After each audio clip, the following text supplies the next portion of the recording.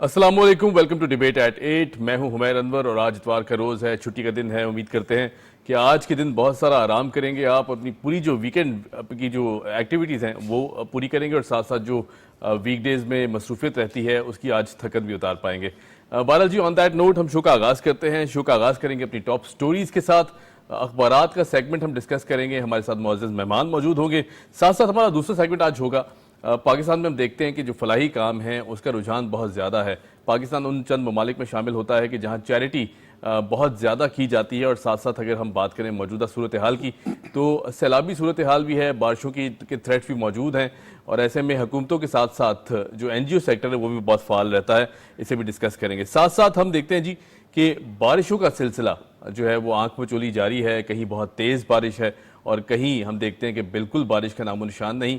हम जानेंगे, हमारे साथ वेदर एक्सपर्ट होंगे, उनसे पूछेंगे कि कराची और फिर उसके बाद अगर पंजाब की बात की जाए तो क्या सूरत हाल रहेगी। पारल जी, शो का आगाज़ करते हैं। बाकायदा तौर पर वज़ीर-ए-आज़म शहबाज शरीफ साहब ने तमाम पॉलिटिकल पार्टीज़ को पेशकश की है, ऑफ़र की है कि जो चार्टर ऑफ इकॉनमी के तहत ये वक्त है मुल्क की बका के लिए, मुल्क की बेहतरी के लिए, और चार्टर ऑफ इकॉनमी के तहत तमाम इख्तिलाफात को भुलाकर एक साइड पर रखा जाए और मुल्क के बारे में सोचा जाए। जो पाकिस्तान फर्स्ट का बयानिया हम देखते हैं कि हमेशा से PMLN की गवर्नमेंट या कोलिशन गवर्नमेंट जो है वो लेकर आई है कि सबसे पहले मुल्क को बचाना है, मुल्क की मईशत को बचाना है, और अगर मुल्क की मईशत मुस्तहकम हो जाती है फिर आगे बात की जाएगी दीगर उमूर की, जो बाकी उमूर हैं उस पर भी बात की जाएगी। हम देखते हैं जी कि जो स्टेबिलिटी का फैक्टर है, PM शहबाज शरीफ साहब जब से मनसब संभाला है वजारत उज़्मा का, तब से ही बात कर रहे हैं कि जी मुल्क बहुत मुश्किल हालात में था और जो पिछली गवर्नमेंट थी, हम देखते हैं कि जिस तरह के इक़दाम लिए गए उसमें, जिस तरह की पॉलिसीज़ अपनाई गई, एक बहुत बड़ा क्राइसिस पाकिस्तान फेस करने जा रहा था, लेकिन उसे अवॉइड कर दिया गया है मौजूदा हुकूमत की जानिब से। PM शहबाज शरीफ साहब ने यह भी कहा कि साथ मिलकर बैठे सारे स्टेक होल्डर्स और जो मसले हैं पाकिस्तान के, जो क्रूशल क्रक्स है, उसे हल किया जाए ताकि मुल्क जो है वो आगे बढ़ सके। हमारे साथ मौजूद हैं मियां तारिक जावेद साहब, सीनियर जर्नलिस्ट हैं, सीनियर एनालिस्ट हैं। तारिक भाई, कैसे हैं आप? जी बहुत शुक्रिया। तारिक साहब, चार्टर ऑफ इकोनॉमी, हम देखते हैं चार्टर ऑफ डेमोक्रेसी पहले बहुत जो है वो फाल अंदाज से उस पर अमल किया गया, फिर उसके बाद अब चार्टर ऑफ इकोनॉमी। क्या समझते हैं प्राइम मिनिस्टर साहब का जो ये इक़दाम है, यकीनन मुल्क के लिए है, मुल्क की बेहतरी के लिए है, लेकिन मौजूदा जो सूरत हाल है, मौजूदा सूरत हाल है, उसमें हम देखते हैं कि तमाम स्टेक होल्डर्स को मिलकर बैठने की पेशकश कैसे देखते हैं? देखिए, ये तो बहुत बड़ी बात है कि एक गवर्नमेंट जो इस वक्त अपनी टेनोर भी ख़त्म कर रही है, लेकिन उससे पहले ही, बल्कि इवन उन्होंने जब आए थे उस वक्त भी कहा था कि आए बैठे, लेकिन मसला ये है तमाम पॉलिटिकल पार्टीज बैठने के लिए तैयार हैं। एक शख्स जिसको कि अपना अना जो है वो इतनी मुकद्दम है कि उसने मुल्क को स्टेक पे लगा दिया, ठीक है। और ऐसी सूरत हाल में कि जब पाकिस्तान बहुत ज़्यादा माशी बहरान में है, तो ऐसी सूरत हाल में प्राइम मिनिस्टर का ये कहना है कि आएँ बैठें और एक ऐसा मुआहदा किया जाए कि जिसके ज़रिए हम अपनी मुल्क की मईशत को बेहतर करें। मेरा ख्याल है कि उससे भी बेहतर ये है कि जो पाकिस्तान के इदारे हैं ना, पाकिस्तान के पास जितने भी इदारे हैं, उन इदारों को अगर ठीक कर लिया जाए, उस पर जो अफसरान की शाखर्चियाँ हैं उनको बंद कर लिया जाए, तो मेरा ख्याल है ये इसको बेहतर तौर पे हो सकता है। हमारे यहाँ ये भी किया जाता है कि जी निजकारी की जाती है, लेकिन पाकिस्तान के इदारे जब आप किसी लोगों को देते हो या बाहर की किसी कंपनीज को देते हो या किसी मुल्क को देते हो, तो उसके बाद फिर वो आपके नहीं रहते, ठीक है ना। आप उसे वक्ती तौर पर तो फायदा ले लेंगे, लेकिन उसके बाद नुकसान ये होगा कि आपकी मईशत के लिए वो मुस्तकिल हो जाए, प्रॉब्लम हो जाएगा। ऐसी सूरत हाल में ऐसे लोग भी मौजूद हैं कि जो आपके इदारे लेकर आपसे पैसे देंगे, और पैसे देने के बाद जैसे ही ये मुल्क उनके इदारे जो उनके हैंड ओवर होंगे, वो अगले दिन पाकिस्तान की स्टेट ऑफ गवर्नमेंट को, पाकिस्तान को वो डोनेट कर देंगे। वो लोग चाहते हैं कि इस मुल्क में स्टेबिलिटी आए, इस मुल्क में इकोनॉमी बेहतर हो। और दूसरी बात ये, सबसे बड़ी बात जो प्राइम मिनिस्टर ने ये कहा है ना कि आए बैठें, ठीक है, आए बैठने की बात तो जरूर है, लेकिन इस बैठने से क्या मुल्क की मईशत बेहतर हो जाएगी? उसके लिए आपके पास पॉलिसियों का फुकदान है, और ऐसा इतना फुकदान है कि आप की जो पॉलिसी है अगले 4 महीने के बाद आपको नहीं पता कि आपने क्या करना है। लेकिन उससे बेहतर है कि आपके अपने मुल्क से में इतना पोटेंशियल है, इतना वसाइल हैं, सिर्फ उन वसाइल को मैनेज करने की जरूरत है। आप अगर 2-4 हज़ार ارب کسی سے لے کر اپنے ادارے دے رہے ہیں تو اس سے زیادہ کا پوٹینشیل تو آپ کے ملک میں موجود ہے. 50,000 ارب. اچھا, اس کا ذکر پرائم منسٹر صاحب نے بھی کیا. وہ کہتے ہیں جی کہ بے شمار وسائل ہونے کے باوجود ہمیں آئی ایم ایف کی طرف دیکھنا پڑتا ہے, کیونکہ ظاہر ہے ان وسائل کو یوٹیلائز کس طرح کیا جائے, یہ ایک بہت بڑا سوالیہ نشان ہے. وہ خود انہوں نے یہ بات اپنی اسپیچ میں کی. دیکھیں بلکہ آج شاید پرائم منسٹر کو تو مسلم لیگ نواز کے ہی ایک سینیٹر نے کہا کہ جی خدارا یہ جو بجلی کے آپ نے نرخ بڑھائے ہیں اس کو واپس لیں, کیونکہ عوام اس وقت بہت مسائل کے شکار ہے. لیکن مسئلہ یہ ہے کہ آئی ایم ایف کی طرف ہمیں جانا کیوں پڑا, ہمیں وہ دیکھا. ہم نے گزشتہ گورنمنٹ نے سے پہلے میاں نواز شریف صاحب کی گورنمنٹ نے آئی ایم ایف سے ختم کر دیا تھا اپنا پلان. لیکن اب جو سچویشن ہوئی ہے اس میں آپ کو آئی ایم ایف کے ساتھ آپ نے معاہدہ کیا اور پھر اس معاہدے کو توڑا. اصل مسئلہ یہ معاہدہ اور پھر اس کو توڑا. اس کے برعکس اقدامات بھی کیے گئے. اس میں اقدامات ایسے ہوئے جس کا نتیجہ یہ نکلا کہ آئی ایم ایف سمیت تمام دنیا کے جتنے ایسے اکانومی والے ہیں جو اکانومی آپ کو پیسے پرووائڈ کرتے ہیں, ادارے جو ہیں ڈونرز ہیں, وہ آپ کے پہ ٹرسٹ نہیں کر رہے. اس کی وجہ سے آپ کے لیے تقریباً ایک تو مہنگائی بہت زیادہ بڑھائی, اور پھر اس کے ساتھ ساتھ جو مسائل بڑھ گئے ہیں وہ میرا خیال اب ہمیں ٹھیک کرنے کے لیے بہت سارا ٹائم چاہیے. دیکھیں اس میں یہ گورنمنٹ ہے یا اس کے بعد الیکشن ہو, الیکشن کے بعد جو گورنمنٹ آئے گی اس کے لیے بھی مسائل ویسے ہی رہیں گے. اور بلکہ شاید میرا ایک اپنا ذاتی نظریہ ہے, یہ میری ایک میں تھاٹ ہے کہ میں سمجھتا ہوں کہ اگست کے مہینے میں پاکستان میں مہنگائی جو ہے وہ اتنی زیادہ بڑھ جائے گی کہ شاید ہمارے لیے عام آدمی کے لیے تو بہت مشکل ہو جائے. کیونکہ اس وقت ایک جو غریب آدمی ہے جس کی تنخواہ جو ہے 20-25-30 ہزار یا 50 ہزار ہے, اس کا سب سے بڑا مسئلہ ہے بجلی کے بل, پھر اس کے بعد ہے راشن. یہ دو ان سے ہی وہ پورا نہیں کر سکے گا تو وہ اپنے گھر کو یا کسی اور صحت کی طرف یا کسی اور سیکٹر کی طرف کیسے جائے گا. بالکل ٹھیک. تو یہ ایشو ہے جس کو میرا خیال ہے گورنمنٹ کو کوئی ایسی لانگ ٹرم پالیسیز بنانی چاہیے. اور میرا خیال ہے کہ ابھی شاید ہمارے پاس جو ہمارے پالیسیز آج ہیں شاید وہ ڈنگ دباؤ والا کام کرنا چاہ رہے ہیں. ٹھیک ہے, وہ یہ چاہتے ہیں کہ جی بس ٹھیک ہے ہمارے بلی جو ہے ہم سے ختم ہو جائے, اگلی کو گورنمنٹ آئے گی تو وہ بھگتتے رہے گی. نہیں, اس وقت تو ہمیں آپ کو ایسی پالیسیاں بنانی ہوگی کہ جس میں کبھی جو ہے نا تسلسل جو ہے نا وہ ختم نہ ہو. صحیح, بالکل. اور ایسے جس میں کوئی جیسے کہتے ہیں نا کہ کوئی گورنمنٹ آ جائے, کوئی بھی ہو, وہ آ کے ان پالیسیوں کو نہ چھوڑے. صحیح, ٹھیک ہے. تو جو اسٹیٹ آف پاکستان کے لیے جو ضروری ہے, جو پاکستان کے عوام کے لیے ضروری ہے, میرا خیال ہے کہ اس پہ ہم بالکل ٹھیک. اچھا, یہ جو سارے اقدامات ان کا ہم ذکر کر رہے ہیں موجودہ حکومت نے جو لیے ہیں, چاہے چارٹر آف ہم اکانومی کی بات کر رہے ہیں, پھر اس کے بعد پرائم منسٹر صاحب کا خود آئی ایم ایف کے چیئرمین سے ملنا, ان سے بات کرنا, پھر اس کے بعد یہ ساری جو اقدامات لیے گئے, اس کے بعد دوست ممالک سے بھی ریکویسٹ کی گئی کہ یہاں انویسٹمنٹ کی جائے. بلاول بھٹو زرداری صاحب بھی بہت سارے دورے کر کے آئے, انہوں نے بھی یہی ڈفرینٹ ممالک میں یہی بات کی کہ پاکستان جو ہے وہ کرائسس میں ہے اور پھر کرائسس سے نکالا جائے, باہر نکالا جائے اس سچویشن سے. یہ سارے اقدامات بتاتے ہیں جی کہ نون لیگ نے اپنی سیاست کی پرواہ کیے بغیر پاکستان فرسٹ کا جو بیانیہ اسے آگے لے کے چلے, اور اس کے بعد سب سے پہلے پاکستان کی جو معیشت تھی اسے بہتر بنانے کی کوشش کی, اور یقیناً کافی حد تک ہم کامیاب ہوئے بھی ہیں اس میں. دیکھیں ایک چیز یہ ہے کہ پاکستان کے ساتھ کون مخلص ہے یہ دیکھنا پڑے گا ہمیں. ٹھیک ہے نا. پھر اب ہمیں یہ کوئی انسانی حقوق کا کوئی عقلمت دار بننے کی ضرورت نہیں ہے, ہمیں اس وقت اپنے ملک کو دیکھنا ہے.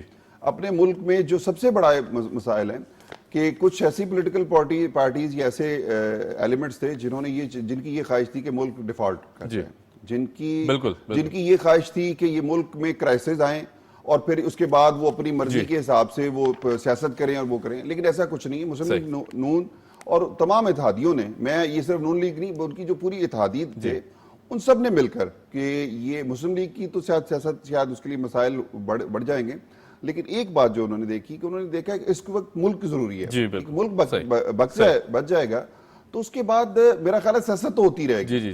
لیکن اس میں جو اہم مسئلہ ہے وہ یہ ہے کہ پولیٹیکل پارٹیز کو اب ان چیزوں پہ فوکس کرنا ہوگا کہ یار ہمیں ان چیزوں سے باہر نکل آئیں. کہ جو سیاست میرا خیال ہے 2018 سے لے کے اب تک 2022 تک ہوئی ہے نا, اس طرح کی سیاست کا پاکستان متحمل نہیں ہو سکتا. اس کی وجہ یہ ہے کہ آپ کی جو اکانومی ڈی سٹیبل ہوئی ہے اس کی وجہ یہ ہے آپ کی پولیٹیکل ڈی سٹیبلٹی کی وجہ سے. اس کی وجہ سے آپ کا پوری دنیا, اب دیکھیں स्टॉक एक्सचेंज कहाँ है, उसमें मेरा ख्याल है कि हर दिन के साथ उसमें बेहतरी आ रही है।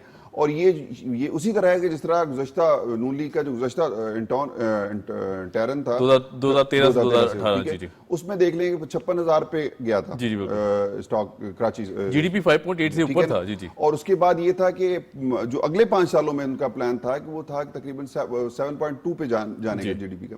तो ये मेरा ख्याल है कि पॉलिटिकल पार्टीज को इस तरह की सियासत से निकल आए, क्योंकि मुस्लिम लीग नून और पीपल्स पार्टी ने 2007 में जो चार्टर ऑफ डेमोक्रेसी किया था उसका नतीजा ये था कि अब दोनों को इस चीज का पता चल गया था कि हमें किसी की कहते हैं कठपुतली नहीं बनना, अब हमें अवाम के लिए काम करना। तो यही वजह है कि अब दोनों पार्टी, अब बाकी पार्टीज भी साथ में हैं, तो एक दो पार्टियां हैं जिनको मसाइल हैं, जो कल तक कुछ और मुस्लिम लीग नून को ख़त्म कर रही थी या किसी और को, अब उनके अपने उनके लाले पड़ गए हैं और जो सूरत हो चुकी है। मेरा ख्याल है कि इस मुल्क के लिए जरूर एक दफ़ा आपको इस तरह के लोगों को निशाने इबरत बनाना होगा ताकि आइंदा कोई इस मुल्क के साथ खिलवाड़ न। बिल्कुल ठीक है, बिल्कुल ठीक है। अच्छा तारिक साहब, अखबारात की तरफ अगर देखें तो उर्दू न्यूज़ डेली में एक हेडलाइन है, मैं डिस्कस करना चाहूँगा। गरीब पिट चुके, महंगाई जादू टूने से ख़त्म नहीं होगी, न्याजी 300 अरब लाता तो आईएमएफ की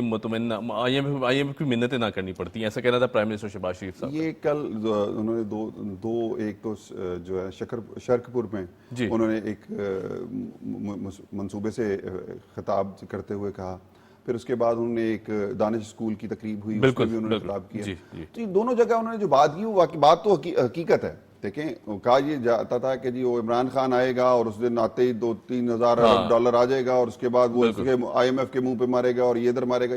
वो वाली बात नहीं है। ये बातें देखिए, अगर आपने शबर ज़ैदी साहब का शायद बयान देखा हो, उन्होंने कहा कि पीटीआई की हुकूमत के पास कोई माशी प्लान नहीं था। इमरान खान साहब ने एक दावा किया था कि मेरी टीम ऐसी है कि वो 90 दिन के अंदर अंदर मुल्क के सारे मसाइल हल कर देंगे, लेकिन बस पता ये चला कि वो 90 ऐसे कई 90 दिन गुजर गए ना। तो उसका नतीजा ये निकला कि आप सिर्फ बातें करने से हुकूमत नहीं चलती, उसको आपको प्रैक्टिकली करना पड़ता है। यही वजह है कि मियां नवाज शरीफ ने जिस वक्त गवर्नमेंट ली थी उस वक्त सिचुएशन क्या थी, और जब उन्होंने हुकूमत छोड़ी है उस वक्त पाकिस्तान की सिचुएशन क्या थी कि पाकिस्तान तेज तरीन तरक्की करने वाले ममालिक की सफ में शामिल हो चुका था। पाकिस्तान में इंडस्ट्री लग रही थी, आपके मोटरवेज बन रहे थे, ये सारी चीजें हो रही थी। तो पता चला कि खान साहब के 3 साल दौर में कोई ईंट नहीं लगी, ऐसी कोई ऐसा काम नहीं हो। हाल बता उन्होंने ये किया कि वो उनके तमाम प्रोजेक्ट थे उनको अपने नाम के साथ अपने तख्तियां भी अपने कलर लगा के उनके झंडे के मंसूब करने की कोशिश की। तो ये काम इस तरह नहीं होते। उसकी मिसाल ये है कि कराची में किसी दौर में नेमतुल्लाह साहब ने कराची को बनाया, और जब उसके बाद एमकेएम की बारी आई ना, तो उनकी मजबूरी थी कि उनको करना पड़ा। ये इमरान खान साहब की मजबूरी थी कि उन्हें नून लीग से अच्छा काम करते तो फिर तो सिर्फ बातें करने से, बयानिए बना के रोज बैठ के ये अब मसला ये है कि अगर आप सोशल मीडिया पे आपने 1 लाख बंदा रखा हुआ और वो सोशल मीडिया पे काम कर रहा है तो उससे तो बयानिए नहीं बनते। उनकी आम अवाम है, उनकी हालत जो है वो तो नहीं बेहतर होगी। उसके लिए आपको प्रैक्टिकल काम करना पड़ेगा। इस वक्त पाकिस्तान की जरूरत है पाकिस्तान को ऐसे पॉलिसी मेकर की कि जो अगले 3 साल में आपके मुल्क की पॉलिसियों को ठीक कर दे और इस मुल्क की इकोनॉमी को ठीक कर दे। तो फिर तो ठीक है, नहीं को कर सकता तो फिर मेरा ख्याल है कि जो भी हुकूमत होगी, जो भी आएगा, उसके लिए मसाइल बहुत ज्यादा बढ़ जाएंगे। सही, बिल्कुल ठीक। अच्छा, एक और अफसोसनाक वाकया हम देखते हैं कि स्वीडन के बाद डेनमार्क में भी कुरान पाक की बेहुरमती, डैनिश सफीर की तेहरान तलबी, ओआईसी की मजम्मत, और अब देखते हैं कि इसी सिचुएशन में बिलावल भुट्टो जरदारी साहब, फॉरेन मिनिस्टर साहब ने भी बयान दिया। वो कहते हैं जी कुरान पाक की बेहुरमती घिनौना फेल है। ईरानी तुर्क हम मनसब से गुफ्तगू करते हुए उन्होंने ये जो प्रोटेस्ट था वो भी अपने अंदाज में किया, क्योंकि ज़ाहिर है जिस तरह की सूरत हाल पैदा होती है, हम देखते हैं कि स्वीडन में भी 2 बार ये वाक़या होता है और फिर अब डेनमार्क में भी होता है। कमी कहाँ है हमारी तरफ से? कौन से ऐसे प्रैक्टिकल स्टेप थे जो कि मिसिंग लगते हैं आपको? इन्ना लिल्लाहि व इन्ना इलैहि राजिऊन। बात यह है कि जो हुआ है ये मुसलमानों की अपनी जो है हरकतें हैं कि जिसकी वजह से वो इनको ये दिन देखने पड़ रहे हैं। बात ये इस वक्त अगर ओआईसी और तमाम इस्लामी ममालिक ये यूरोपियन कंट्रीज़ का बाइकाट कर दें, मेरा ख्याल है 15 दिन के अंदर अंदर इनकी तमाम इकोनॉमी का बटा बैठ जाएगा। ठीक है, बिल्कुल मुकम्मल बॉयकॉट कर देना चाहिए। अच्छा, اس کے بعد یہ ہے کہ کچھ عرب ممالک کے کچھ چین سٹورز ہیں، انہوں نے کیا ہے کہ انہوں نے سامان اٹھا کے باہر بھیج دیا، اس کا سویڈن کا بھی، اور اب اگر میرا خیال ہے اس کا آج سے یہ ہوگا تو کل سے ہی شروع ہو جائے گا. جی میرا مسلمانوں کو آج میں اس بات پہ بلکہ سب لوگوں سے کہوں گا کہ آج JUI کی جانب سے کراچی میں مولانا فضل الرحمان صاحب کی قیادت میں پروٹیسٹ ہونے جا رہا ہے. اس کو آپ سیاسی نہ بنائیں، صحیح، اس کو قرآن سے تعلق ہے، ہر مسلم کا تعلق ہے، ہر مسلمان کا تعلق، اور بالکل اس جی. تعلق کو میرا خیال ہے کہ ہر بندے کو باہر آنا چاہیے، اور تاکہ دنیا کو پتہ چلے کہ ہم اپنے قرآن سے کتنی محبت کرتے ہیں، بے شک، اور ہمیں اس کے لیے کیا کر سکتے ہیں. رہی بات یہ کہ سویڈن کا یہ کہ یہ جب تک انسانی حقوق کے علمبردار ہیں جو یہ کہتے ہیں کہ آزادی اظہار کی انہیں آزادی ہے، تو بات یہ ہے کہ کچھ لمٹس ہوتی ہیں ہر چیز کی. جی آپ اگر ان لمٹس کو کراس کریں گے تو پھر آپ کی اس کے ساتھ نفرت بھی کی جا سکتی ہے، پھر آپ کے ساتھ کچھ اور بھی ہوگا، تو پھر شکایت نہیں بنتی، شکایت نہیں بنتی، ٹھیک ہے نا. اور رہی بات یہ کہ جن ممالک میں یہ واقعات ہو چکے ہیں اور ہو رہے ہیں، آپ کو یاد ہو کہ فرانس میں بھی کچھ انسیڈنٹس ہوئے تھے، توہین آمیز خاکے بنانے کی کوشش کی گئی تھی، نعوذ باللہ، اور اس نعوذ باللہ وہ اسی ایک ایسا نوجوان جو وہاں پڑھ رہا تھا، اس کو دیکھیں، یہ ایک غیرت مسلم جو ہے نا، وہ کسی وقت بھی کسی بھی پتہ ہی نہیں چلتا کہ کس طرح وہ تھا. بقول اقبال کے کہ ہم تو دیکھتے رہ گئے اور ترخامہ نہ دا پتر جڑا ہے بازی لے گیا. تو بات یہ ہے کہ یہاں پر یہ حکام ہوگا کہ پھر اگر کوئی اس سفیر، کسی ملک کا سفیر یا کچھ اگر مارا جاتا ہے یا کچھ اور معاملات ہوتے ہیں تو وہ زیادہ خطرناک ہوں گے بنسبت اس پہ کہ آزادی اظہار کے نام پر مسلمانوں کی دل آزاری نہ کی جائے. اور بلکہ اس کے لیے تو یہ ہونا چاہیے کہ جس طرح روس کے صدر نے کہا کہ جی قرآن پاک کی بے حرمتی پر تو باقاعدہ سزا ہونی چاہیے، اور اسی طرح میرا خیال ہے یورپ کو بھی یہ طے کر لینا چاہیے کہ اس طرح کی دو چیزیں جو مسلمانوں کے لیے دل آزاری کا باعث بنتی ہیں، تو اس طرح کی چیزوں سے جو ہے نا وہ اپنی جان بچائیں.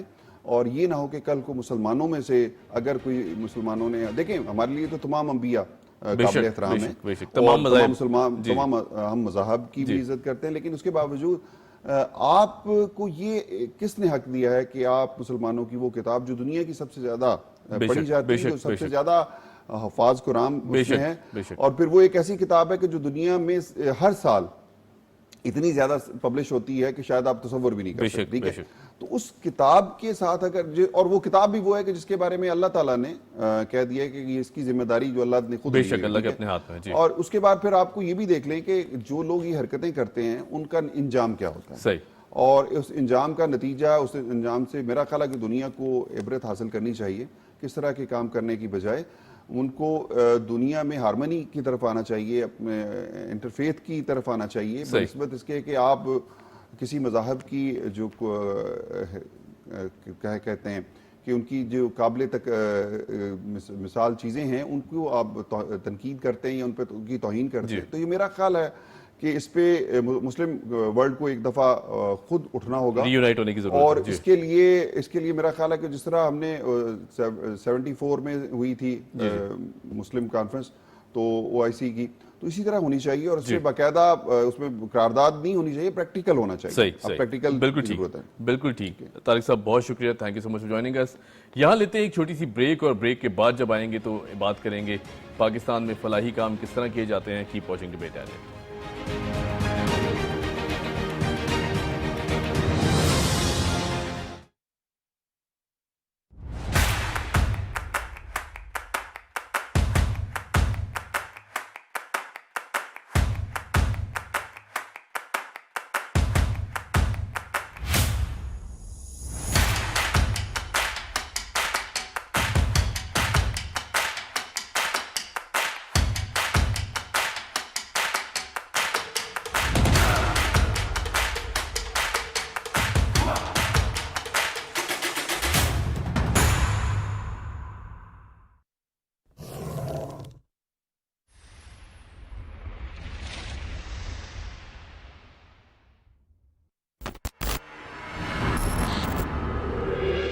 ریاست کی فلاح و بہبود کے لیے 50 سال بعد بھی اہم معاملات طے کیے جا رہے ہیں. میں نے اس ریاست کے خلاف دشمنی مول لی. ہم چاہیں تو خود بھی اس ریلوے کی تعمیر کر سکتے ہیں. रेलवे की तामीर का आगाज होगा। ये अब्दुल हमीद आखिर क्या कर रहा है? सब कुछ हमारे मुताबिक हो रहा है। जमीला सुल्तान आखिरकार अपने प्यारे शौहर से मिलेंगी। आपकी लापरवाही की कीमत जमीला सुल्तान को अपनी जिंदगी से न देनी पड़े।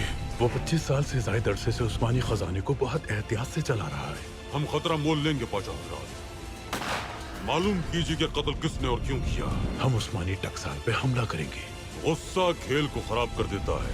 आज राम मुहाफिज आपके आदमियों में से होंगे। टकसाल पर हमला हुआ है। ये संगीन मामला है पाशा। गद्दारी की माफी बिल्कुल मुमकिन नहीं।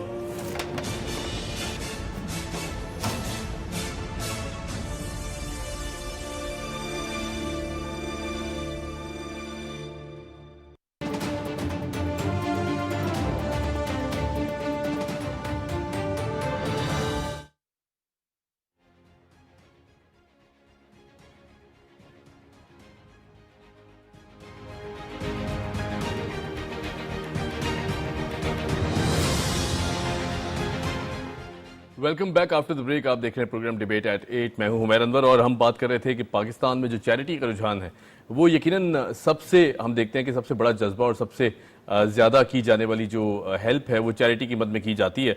जहां हम देखते हैं कि हुकूमत पाकिस्तान बहुत सारे इक़दाम करती है मुस्तहिकीन के लिए, जो लोग डिज़र्विंग हैं उनके लिए, वहीं सिविल सोसाइटी और NGOs भी साथ साथ हुकूमत की खड़ी होती हैं और इन सारे अमल को पॉसिबल बनाती हैं। ये कि बहुत मुश्किल काम है चैरिटी जमा करना, फिर उसके बाद मुस्तहिकीन को उनकी ट्रांसपेरेंसी, फिर उनको परखना कि वाकई मुस्तहिक हैं या नहीं हैं। यकीनन ये बहुत बड़े सवाल हैं और बहुत बड़ा अमल है जो कि किया जाता है। हम देखते हैं जी कि गुर्बत और अफलास ख़त्म करना यकीनन हमारा मजहबी फरीज़ा भी है और साथ साथ हम देखते हैं कि ये जो मजहबी फरीज़ा है ये अल्लाह पाक के नज़दीक भी बहुत बड़ा अमल है कि किसी की मदद की जाए और दूसरे हाथ को पता भी ना चले। एक हाथ से कर दिया जाए तो दूसरे हाथ को पता भी ना चले। यकीनन जो चैरिटी का फैक्टर हम देखते हैं कि पाकिस्तान उन ममालिक में शरीक है कि जहाँ चैरिटी सबसे ज़्यादा की जाती है और ये कहना नहीं पड़ता, बोलना नहीं पड़ता, हम सब में कहीं ना कहीं ये जज्बा है कि कहीं ना कहीं किसी भी सूरत में, चाहे वो फाइनेंशियल हेल्प हो या फिर रिसोर्सेज की हेल्प हो या सर्विसेज की हेल्प हो, पाकिस्तान का मेरा ख्याल हर शहरी ये चाहता है कि वो दूसरे की मदद करे। हमारे साथ मौजूद हैं मोहम्मद ताहिर अंसारी साहब, CEO अल खैर ट्रस्ट हैं। ताहिर साहब कैसे हैं आप? शुक्र है अल्हम्दुलिल्लाह। ताहिर साहब, देखते हैं कि बहुत थैंकलेस प्रोफेशन माना जाता है, बिना किसी मतलब के, बिना किसी वजह के दूसरों की मदद करना, फिर उसके बाद ये दिल में ना बात रखना कि जी कुछ वापस हासिल होगा नहीं होगा, ऐसा कोई मतलब नहीं होता, लेकिन फिर भी बहुत मुश्किल अमल माना जाता है। और पाकिस्तान में चंद NGOs या चंद हजरात ऐसे हैं, इंडिविजुअल्स भी, जो ये काम बखूबी कर रहे हैं, आपका शुमार भी उनमें होता है।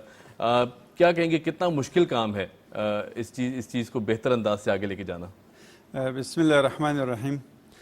सबसे पहले तो मेरे साहब मैं PTV न्यूज़ का मशकूर हूँ कि इन्होंने हमेशा गुरबा की और मुस्तहिकीन की मुतासरीन की आवाज़ आवाम तक पहुँचाई है।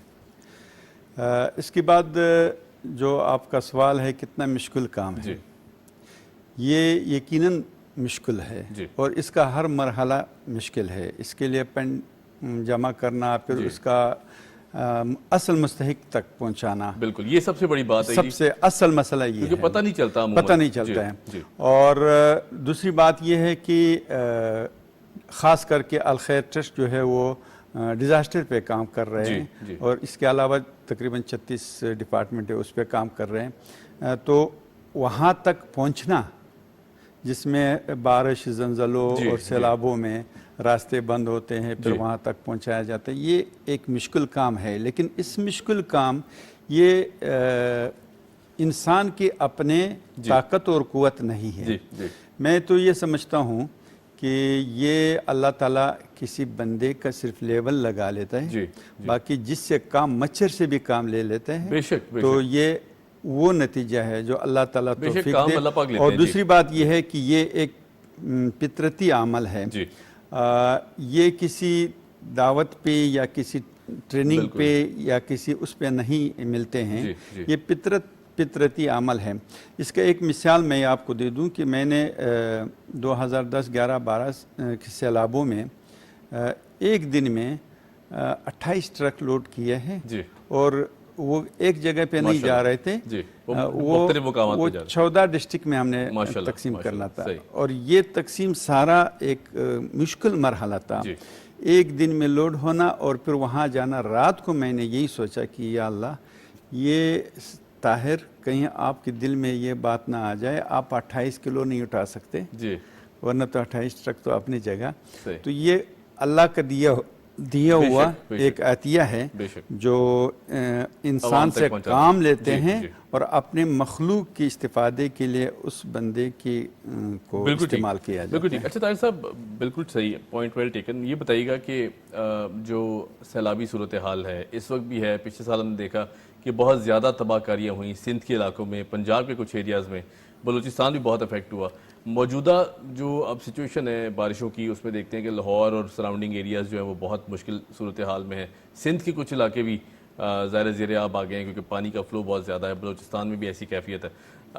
ایسے میں الخیر کی طرف سے کیا اقدامات لیے گئے ہیں، آپ کی طرف سے کیا اقدامات لیے گئے ہیں؟ اقدامات تو یہ ہے، ایک تو یہ ہے کہ ہم نے پچھلے سیلابوں میں کیا کیا ہے یہ اپنی جگہ، ایک یہ ہے کہ آج جو کل پرسوں سے یہ جو سیلابیں آئی ہیں، ایک بات یہ ہے پچھلے مرتبہ جو سیلابیں آئے ہیں، الخیر ٹرسٹ تقریباً ہر موقع پر ایسی ملک بھر میں کام کر رہے ہیں، اسے ایک جگہ نہیں ہے، ملک بھر میں کام کر رہی ہے۔ پچھلی مرتبہ سیلابوں میں ہم نے 14 ڈسٹرکٹ میں کام کیا ہے، یہ جو ابھی 2022 میں گزرے ہوئے سیلاب ہے اس میں 24 ڈسٹرکٹ میں ہم نے کام کیا ہے، جس میں تقریباً 9 ڈسٹرکٹ بلوچستان کے تھے اور باقی سندھ اور تھونسا اور پنجاب کے تھے۔ تو الخیر ٹرسٹ یہ مکمل ایک نیٹ ورک رکھتا ہے اور رضاکاروں کا اور ان کی کمیٹیوں کا ہر ڈسٹرکٹ میں۔ اب دیکھیے موجودہ جو کل پرسوں سیلاب آئے ہیں چترال میں، بالکل یہ چترال میں آیا ہے اور پنجاب میں آیا ہے، لیکن سب سے زیادہ جو نقصان کیا ہے وہ چترال میں ہوا ہے۔ چترال میں یوں ہوا ہے کہ 2 چترال، بالائی چترال اور سطحی چترال کو جو ہے نا اس کا رابطہ کاٹ دیا گیا ہے، اور ریلا آ کر پوری مکانات کو جو ہے وہ ڈیمیج کیا گیا ہے، لیکن شکر الحمدللہ یہ جانی نقصان نہیں ہوا ہے، یہ ہماری رابطہ ہے۔ اور ہماری رسائی، الخیر ٹرسٹ کی رسائی کا سب سے اہم ذریعہ یہ ہے کہ ہم نے اپنے فرصت کے اوقات میں پاکستان کی 80% ڈسٹرکٹ میں ہم نے کمیٹیاں بنائی، ٹھیک ہے، اور وہ کمیٹیاں ہماری والنٹیئر ہیں۔ اچھا، یعنی کل کی جو چترال کا واقعہ ہے وہ پوری طور پر ہمارے علم میں ہے اور ہمیں بتایا گیا ہے، وہاں پہ ہم نے اپنے کمیٹی کو ایکٹیو کیا گیا ہے اور وہاں پہ کام شروع ہوا ہے۔ جو دوسرے کی پہنچ ہے وہاں سے پہلے ہم پہنچ جاتے ہیں، تو اس کے لیے ہماری کمیٹیاں فعال ہیں اور الخیر ٹرسٹ مکمل طور پر اس کے لیے پیشگی ہمارے پاس انتظامات کچھ رہتے ہیں، ہوتے ہیں، جس کے لیے ہم کمر بستہ رہتے ہیں، اور کچھ اقدامات ہم اس وقت کرتے ہیں کہ وہ ڈیزاسٹر کی پوزیشن دے کر ہم کرتے ہیں، چاہے وہ زلزلہ ہو، سیلاب ہو۔ اب یہاں پہ جو سیلاب کا مسئلہ ہے وہ 2 قسم کے ہیں جو علاقے میں نقصان کرتے ہیں۔ ایک یہ ہے کہ وہ ہموار والی زمینوں پہ جو سیلاب آتے ہیں، جہاں پانی کڑے ہو جاتے ہیں، وہاں پہ سیلاب جو ہے وہ دیر تک نقصانات کر دیتے ہیں، اس کا اثرات دیر تک بیماریاں بھی پھیلتی ہیں، بیماریاں پھیلتے ہیں، بدبو پھیلتے ہیں، مچھر آتے ہیں، یہ ہوتے ہیں۔ اور دوسری وہ سیلاب ان علاقوں کے نکل جاتا ہے، پانی آ کر بالائی علاقوں میں، جس میں بلوچستان ہے اور KPK کے کچھ حصے شامل ہیں، اس میں پانی آ کر کے، لیکن وہ پانی جو جس تیزی سے جا رہا ہے وہ نقصانات زیادہ کر جاتا ہے مکانات کا۔ تو یہ دونوں کی نوعیت الگ الگ ہے، اور یہ جو سیلاب جہاں پانی کڑا رہتا ہے، اب گزشتہ سیلاب میں مثال کے طور پر بلوچستان میں لسبیلا، وارڈ، قلعہ عبداللہ، پشین، لورلائی، قلعہ سیف اللہ، اس میں تباہی مچا کے ڈیمیں ٹوٹ کر تباہی مچا کر نکل گئے پانی، لیکن بدقسمتی سے صرف بلوچستان میں واحد ضلع لسبیلا تھا کہ جس میں پانی کڑا رہا، اور وہاں پہ سندھ میں، سندھ کے اکثر اضلاع میں جو ہے پانی کڑا رہا، 2-3 مہینے تک پانی کڑا رہا۔ مثال کے طور پر دادو میں کوئی 2.5 مہینے تک کشتیاں چلتی رہی. اب یہ جو ہے ایک مشکل مرحلہ ہوتا ہے اور انسانی صحت پر بھی اثر انداز ہوتا ہے. تو یہ اس ساری سچویشن میں الخیر ٹرسٹ کی رضاکار جو ہے وہ باقاعدہ طور پر کام کر رہے ہیں اور مسلسل یہ اچھا طاہر صاحب میں پوچھنا چاہوں گا کہ ظاہر ہے یہ کام تو بہت بڑا ہے, پھر موجودہ جو حالات ہیں جس میں معاشی چیلنجز بہت زیادہ ہیں, عوام بھی پریشان ہے کیونکہ ظاہر ہے جو ہم دیکھتے تھے کہ جو بائنگ پاور ہے وہ بھی ختم ہو چکی ہے تقریباً عوام کی. کس طرح مینیج کرتے ہیں جو فنڈز کا سلسلہ ہے؟ کیا ڈونرز خود سامنے آتے ہیں یا پھر پہلے کے مقابلے میں اب زیادہ مشکلات کھڑی ہو گئی ہیں کہ جی فنڈز اکٹھے کرنے ہیں پھر اس کے بعد اس کی تقسیم کرنا؟ میرے خیال میں جہاں تک ہم کسی نتیجے پہ پہنچے ہیں یا جو واقعات ہوتے ہیں یہ یقیناً ہے کہ مہنگائی ہوئے. ٹھیک ہے, جہاں ہم 100 گھروں کو سپورٹ کرتے تھے ابھی وہ آ کر 50-60 پہ کم کرنا پڑ گیا. کم کرنا پڑ گیا, یعنی ان کے جو وسائل تھی جہاں پہ 100 بندے جس وسائل سے استفادہ کرتے تھے اب انہی وسائل سے جو ہے نا 60-70 گھرانے استفادہ کرتے ہیں. لیکن اس کے باوجود میں پاکستان کے عوام کو داد دیتا ہوں جی ماشاءاللہ کہ جنہوں نے کسی بھی ڈیزاسٹر پہ اب تک کوئی کمزوری نہیں دکھائی ہے. یعنی کوئی کمزوری نہیں دکھائی ہے. لوگ اپنے گھروں سے جو بچا ہوا ہے ان کا مال اور سامان ہے وہ متاثرین تک قربان کر لیتے ہیں, وہ ہمیں دے دیتے ہیں.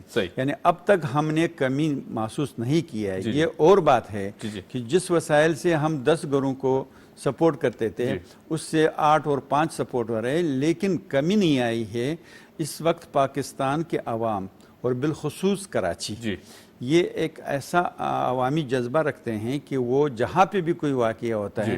اب کل میں FPCCI کے گورنر ہاؤس میں پروگرام تھا, اس میں فیڈریشن ہاؤس کی سارے ممبران موجود تھے اور اس میں خود FPCCI کے جو صدر ہے انہوں نے اعلان کیا ہے کہ بھائی چترال کا مسئلہ ہے آپ آگے آئیں, جس میں میں گورنر صاحب کو داد دیتا ہوں کہ انہوں نے اپنا پیش کیا گیا, بہت بڑا کردار ادا کیا. انہوں نے تقریباً 1000 خاندان کی بھلائی کے لیے کیا, بہت ماشاءاللہ بہت اچھا کیا. تو پاکستان کے عوام جذبہ رکھتے ہیں, وہ ہر موقع پر پہنچ جاتے ہیں, گورنمنٹ سے پہلے پہنچ جاتے ہیں. اور سب سے اداروں کا ایسے خیراتی اداروں کا یا NGOs کا فائدہ یہ ہے کہ اس کا سسٹم اتنا تیز ہوتا ہے کہ جہاں گورنمنٹ ہلتا ولتا ہے وہاں پہ وہ پہنچ بھی جاتا ہے, یعنی وہ ادارے پہنچ جاتے ہیں. تو اگر میں ایک واقعہ کا آپ کو بتاؤں کہ 2020 میں ہرنائی میں, بلوچستان کے ہرنائی ایک ضلع ہے, اس میں زلزلہ آ گیا تھا رات کے 3 بجے زلزلہ آیا.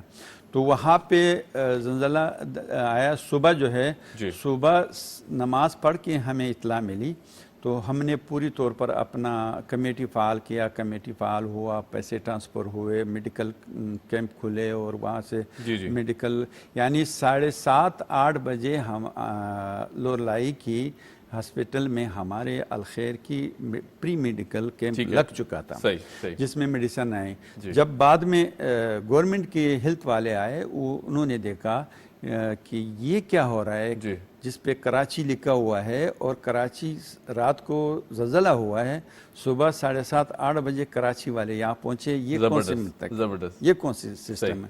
تو بعد میں اس کو سمجھایا گیا کہ وہاں کی کمیٹیاں جو ہے وہ چونکہ یہاں سے پیسے ٹرانسفر ہوئے پوری طور پر اور وہاں سے میڈیکل اسٹور کھلے گئے اور دوائیاں دی گئی, تو لہٰذا NGOs کی اداروں کی سسٹم انتہائی فعال ہے اور پاکستان کی مخیر حضرات اب تک الحمدللہ بہت ایکٹیو ہے, اس نے کوئی کمزوری نہیں دکھائی ہے. معیشت پہ یقیناً اثرات اچھے نہیں ہیں, ملک کی یقیناً اثرات اچھے نہیں ہیں, بزنس یقیناً اچھے نہیں, مہنگائی ہے, لیکن جہاں پہ کوئی واقعہ ہوتا ہے پاکستانی عوام الحمدللہ پیش ہے. بے شک. اچھا میں پوچھنا یہ چاہوں گا کیونکہ ظاہر ہے بات ہم ڈونیشنز کی کر رہے ہیں, ڈونرز کی کر رہے ہیں. اب آنے والی جو سچویشن ہے اس میں کہا جا رہا ہے موسمیات تبدیلیاں بھی بہت ساری ہیں, بارشوں کا سلسلہ مزید جو سندھ کے کچھ علاقے ہیں اس میں بھی ہونے جا رہی ہیں بارشیں اور بہت تیز بارشوں کی پریڈکشن بھی ہے. ایسے میں کیا اقدامات لیے گئے ہیں, پریکاشنری میجرز کوئی اگر آپ حکومت کو سپورٹ کرنے کے لیے ساتھ ساتھ، کیونکہ ظاہر ہے این جی او سیکٹر ایک بہت بڑا سپورٹ سسٹم ہے، تو کیا کیا پریکٹیکل سٹیپس ہیں جو کہ پلان کیے گئے ہیں اگر آنے والی بارشوں کے اسپیل کو دیکھا جائے تو؟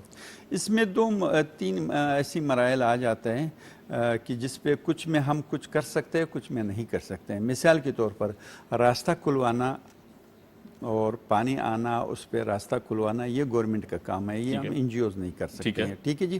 لیکن ہم پلان یہ کرتے ہیں کہ ہم پہلے سے جو ہے نا خیمے تیار رکھتے ہیں، کشتیاں تیار رکھتے ہیں، راشن تیار رکھتے ہیں، مچھردانیاں، کولر وغیرہ جو گھریلو جو بیسک آئٹم ضروریات ہوتی ہیں، خاص کر کے ٹرانسپورٹیشن کا ہم انتظام کرتے ہیں.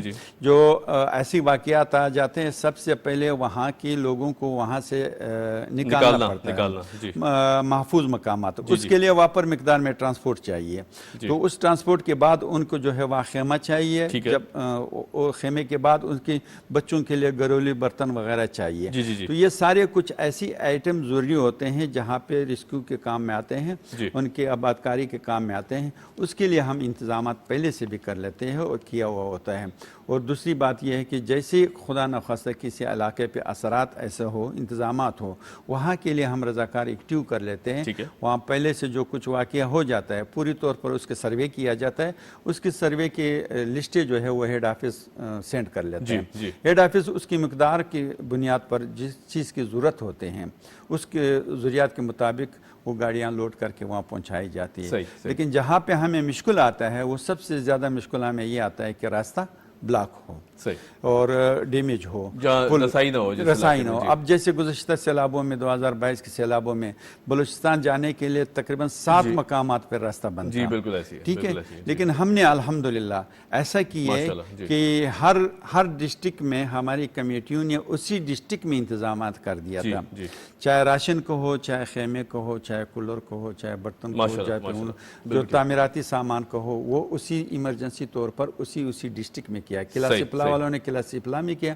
اچھا اس کے بعد جو ہے نا ایک مرحلہ اس میں یہ آتا ہے کہ ان لوگوں کو جو ہم محفوظ مقامات جو پہنچاتے ہیں اس کے بعد جو ہے نا سب سے زیادہ ضرورت جو ہے وہ پکایا کھانے کا ہوتے ہیں. تو وہاں پہ پکایا کھانا پہنچانے کا نہیں ملتا ہے. وہ دوسرے جگہ انتظامات کر پکا بھی نہیں سکتے کیونکہ گھر بار وہ لوگ نہیں پکا سکتے ہیں. ہم لوگ کبھی کبھی یہ سیلاب میں راشن دے دیتے ہیں لیکن وہ کہتے ہیں کہ بھائی ہمیں راشن کیا کرنا ہے. آپ یقین کیجئے کہ لسبیلے میں جو یہ گزشتہ سیلاب آیا تھا ہم نے راشن دیا تو وہ لوگ درخت میں جو ہے نا کپڑے بچا کے اس کپڑوں میں بیٹھے رہے ہیں.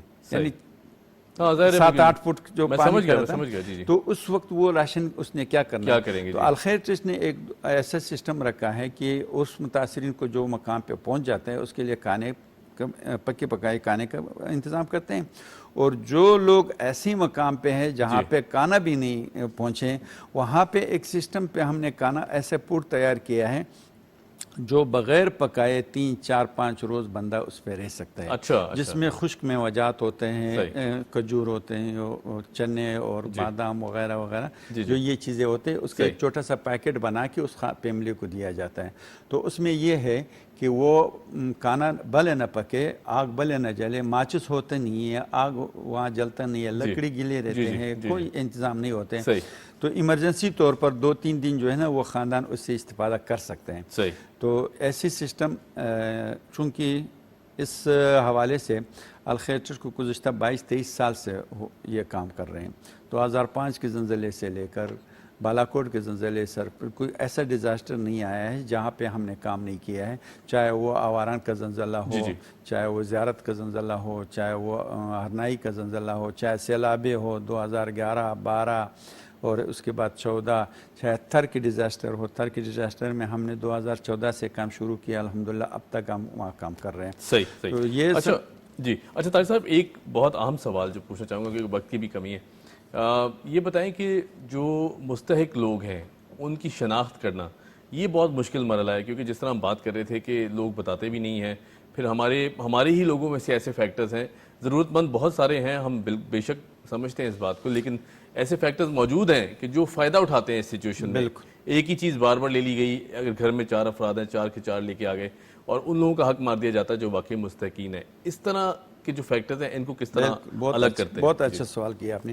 اس کے لیے ہماری دو سسٹم ہے. ایک تو یہ ہے کہ جیسے ڈیزاسٹر پہ ہوتا ہے یا سیلاب آیا زلزلہ ہوا تو اسی وقت یہ ہے تو ان لوگوں میں ہماری جو کمیٹی کے لوگ ہیں وہ اس کو لسٹ بناتے ہیں اور اس کو ایک ٹوکن ایشو کرتے ہیں. اچھا. چاہے پکے کھانے کا ہو اس کے ایک چارٹ ہوتے ہیں وہ بھی ایشو کرتے ہیں اور چاہے وہ راشن کہو اس کو خشک راشن کو اس کا بھی ٹوکن ایشو کرتے ہیں. اس ٹوکن کی بنیاد پر اس کو دیا جاتا ہے. کوئی دوسرا بندہ دوسری مرتبہ نہیں لے سکتے. اس کو ایک نمبر الاٹ ہوتے ہیں.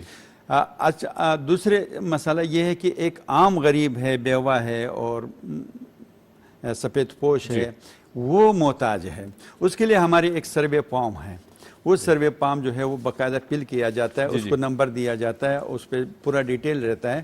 اس سروے کے بعد جو ہے نا اس سے کسی قسم کی کہے بغیر فون کیا جاتا ہے, ان کو بلایا جاتا ہے, ان کو اپنا چیز دیا جاتا ہے یا تو گاڑی میں جو ہے نا اس کے گھر پہ پہنچایا جاتا ہے. جو مقامی طور پر بغیر ڈیزاسٹر کی متاثرین ہیں ان کی سروے فارم ہے اور جو ڈیزاسٹر کی متاثرین ہے یا نقل مکانی کرنے والا یا اپنے جگہ پہ ہے ان کو ایک ٹوکن دیا جاتا ہے, ایمرجنسی ٹوکن ہے. اس ٹوکن پہ اس کی نشاندہی ہے, اس کی باقاعدہ ہمارے پاس لسٹ اور نمبر ہوتے ہیں.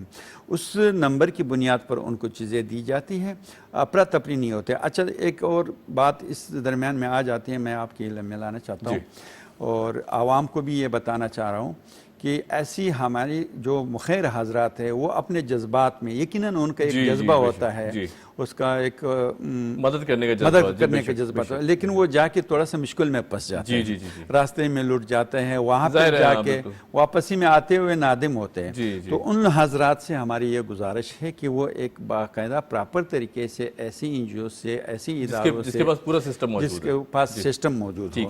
ٹھیک ہے. اب یہ 22-23 سال میں الحمدللہ ہماری 20-30 ٹرک ایک ساتھ جا رہے ہیں, لیکن 1 کلو دال اب تک ضائع نہیں ہوا ہے. 1 کلو دال ضائع. بالکل ٹھیک. تو لہٰذا عوام سے یہ اپیل ہے کہ وہ ایک سسٹم کے تحت اپنا سامان پہنچائیں, نہ کہ اسے ضائع کر دیں. جی. اور متاثرین کا سسٹم ہماری یہ ہے کہ جو 2 کیٹیگری میں ہے, جو ڈیزاسٹر پہ ہے ان کو ہم ٹوکن دیتے ہیں. بالکل صحیح. اور جو مقامی طور پر ویسی متاثرین یا غربا ہے, بیوہ ہے, یتیم ہے, ان کو ہم ایک سروے لسٹ دیتے ہیں. بالکل ٹھیک. طاہر صاحب بہت شکریہ, thank you so much for joining us. اور یہاں ایک چھوٹی سی بات کر لیتے ہیں کیونکہ ظاہر ہے موسم کی جو تبدیلی ہے اس وقت ہم دیکھ رہے ہیں کہ پورا ملک اس سے گزر رہا ہے اور بارشوں نے خاص طور پر آنکھ مچولی بھی مچا رکھی ہے. کہیں بہت تیز بارش ہے, سیلابی صورتحال ہے, جیسے کہ پنجاب کے کچھ علاقوں میں, لاہور ہم نے دیکھا, سراؤنڈنگ ایریاز قصور ہیں. اس کے بعد ہم دیکھتے ہیں جی بلوچستان کے کچھ علاقے ہیں جہاں پر سیلابی صورتحال ہے اس وقت. تو ہم امید کرتے ہیں کہ جو ہمارے صوبے ہیں, 4 صوبے ہیں, وہ بالکل محفوظ رہیں. گلگت بلتستان کے جو علاقے ہیں وہ بھی محفوظ رہیں. سب ہمارے بہن بھائی ہیں, بیٹے ہیں, ماں بیٹیاں ہیں, اللہ ان کو محفوظ رکھے. اور اس جو کیفیت ہے جو کہ بارشوں کے بعد سیلابی صورتحال پیدا ہوتی ہے, یقیناً پانی جو ہے اس کا جو بہاؤ ہے یہ بہت کٹھن مرحلے سے گزارتا ہے عوام کو. تو ہم چاہتے ہیں جی کہ اللہ پاک سے دعا کریں, پوری قوم بھی دعا کرے کہ جو بارش ہے یہ راحت لائیں, نہ کہ یہ زحمت بن کے آئیں. اور ساتھ ساتھ جن علاقوں میں سیلابی صورتحال ہے ہم ان سب بہن بھائیوں کے ساتھ ہیں, پوری قوم ان کے ساتھ کھڑی ہے اور امید کرتے ہیں کہ اللہ پاک ان کی جو مشکلات ہے وہ جلد آسانی فرمائے. آن دیٹ نوٹ جی ہمیں دیجیے اجازت. Keep watching debate at 8. خدا حافظ.